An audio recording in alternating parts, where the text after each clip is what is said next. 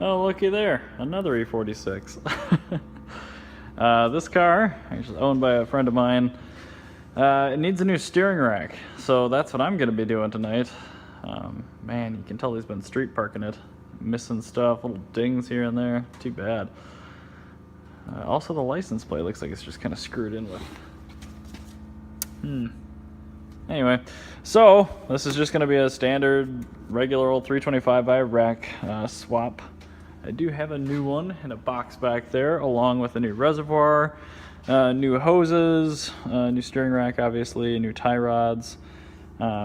Making that fit correctly is going to be interesting, just kind of keeping the tire wear in check before he can go and get in alignment, which is pretty important. But I will have to take the air box out just to get a little bit better access.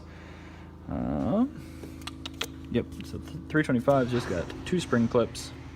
Movie magic, ta-da! Air box is out. So yeah, there's our reservoir. I won't be touching the return line. Doesn't look like those are in terrible condition, unless of course I bought the hoses, in which case of course I will replace them. But that's actually looking pretty good. I think most of the issue is going to be in the tie rod ends and the steering rack. So before I go up too far, I'm going to zip these wheels off and probably pull the nuts off of the tie rod ends just to make it a little easier when it's up in the air. Alright, tie rod end bolts are off. Next thing I'm going to do, I'm going to take my biggest hammer and I'm going to just smack the edge of the ball joint here and up here on this, but not the threads. And after you smack that 10-15 times as hard as you can, this will drop out. After that, I need to, I bet I can get a wrench in here, but I think these are 16 millimeters. Take that out. There's a nut on the top right there. 10 millimeter here that holds the line up. And you've got a 22 and a 19 here. And not least at all, there is a little E-Torx. That's an E10. You got to zip that out. And then you can pull the steering column out of the way. It'll telescope upward. Sorry about the focus here. But you can just grab a hold of the top section up here and shove it that way. So that's basically what I'm going to do. So order of operations, take the tie rod ends out, rack bolts out, E10 out, and then you should be able to slide the rack forward. If you need a little more room to take this 22 and 19 out, I'd recommend pulling those first, even just a little bit, and get it draining. You got a drain pan. It's going to be quite a bit of ATF in there, just to make it a little easier on yourself later. Tie rod ends out, little E-Torx out. The 22 and the 19 are loosened up, currently draining the rack into my bucket, and the bolts are out. So as soon as those lines are done draining, I can pull the bolts the rest of the way out. Make sure I don't lose the crush washers along the way. Pull this 10 millimeter out to keep the pressure line in the car, and then I can start prepping the new rack. So here I've got the new rack and the old rack. Not really much different looking. I've just been eyeballing the end of the tie rod ends to see if I can get it pretty close. I'll do some final adjustment in the car. But you know, as close as I can possibly get without completely ruining the tires on the way home would be great. So working on that right now. Well, I've got her very eyeballed in.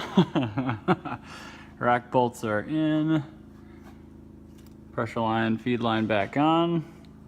Now I'm going to go down, switch out the reservoir, bolt on the wheels and tires, set it down, see if I'm close enough. If I am, then I'll bolt the wheels and tires on, and then pretty much good for the night. I hope I'm close enough. It should be.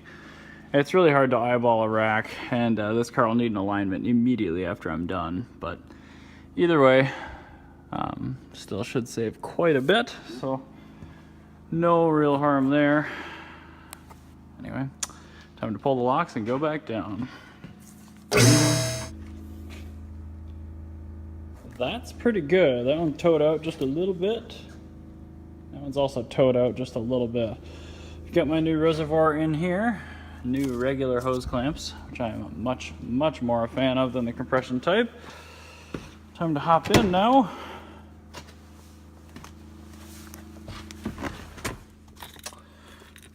ZHP shift knob, gotta love it.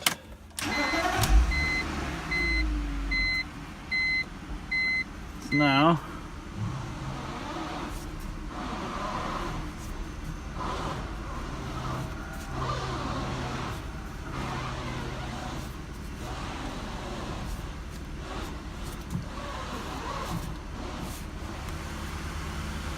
that's pretty much straight.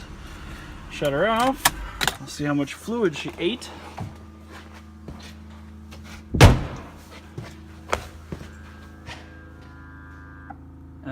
Quite a bit. Also, if you're ever doing a rack, do replace the, or a pump, replace the reservoir. That little white thing in the bottom is a filter, and that gets cluttered up. And a lot of times if you replace a steering rack and you don't replace the reservoir, even if you change the fluid, they will void your warranty, which is not a good day. So she's pretty much good to go. I'm going to throw the air box back in there. I'm going to go up in the air and just center those a little bit more, pull a little bit of toe out of each side, but we are good to go. This really wasn't that bad. This car behaved pretty well. It's showing a lot of neglect, but it's still in great shape. So awesome.